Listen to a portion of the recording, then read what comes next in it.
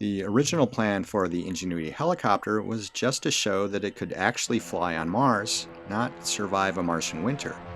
So, returning to flight after months of overnight lows in the minus 120s was a gamble. On this episode of Mars Guy, Ingenuity first took flight 16 months ago on an early spring day, or sol, in the northern hemisphere of Mars. Now it's the middle of winter with daytime highs in the single digits below zero and lows more than 100 degrees colder.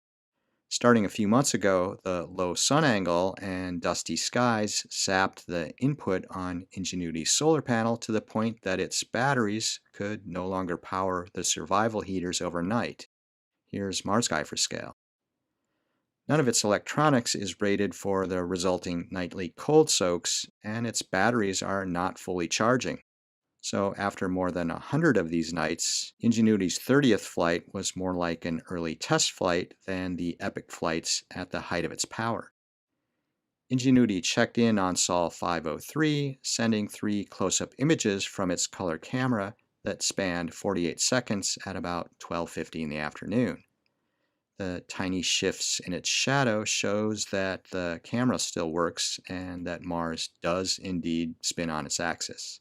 On Sol 527, it sent back 2 navcam images from before and after a test of its rotors, spinning them up to the more than 2,500 RPM needed for flight. The telemetry indicated Ingenuity was go for flight, so on Sol 533, August 19th on Earth, Ingenuity took to the skies. This video is from Ingenuity's 14th flight, which was essentially an equivalent one. It also climbed to 5 meters, then flew sideways, or translated 2 meters before landing. With the new flight, there's hope that some of the dust on the solar panel will be cleared off. Only 3 navcam images of the actual flight have been downlinked, which show the controlled descent. Although this flight only moved 2 meters closer to Perseverance, there's no concern that Ingenuity will fall behind. Perseverance is on the move again after more than 2 months exploring and sampling rocks at the front of the ancient delta.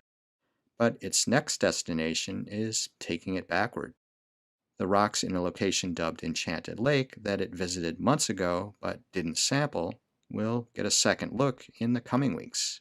Here's the latest view looking back at the location where Perseverance collected its 4 most recent rock samples. The view ahead includes the spectacular mesa named Kodiak, an eroded remnant of the delta.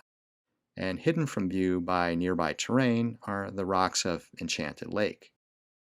Here they are in the views from the first visit in late April of this year, which I presented in episode 57. It's the thin layers that make these rocks appealing. They're the result of fine sediments deposited on the floor of ancient Lake Jezero, or Jezero, so they could host the preserved remains of microbial life that may have inhabited the lake. Returning to these rocks months later, like Ingenuity's return to flight, is a bit like starting over.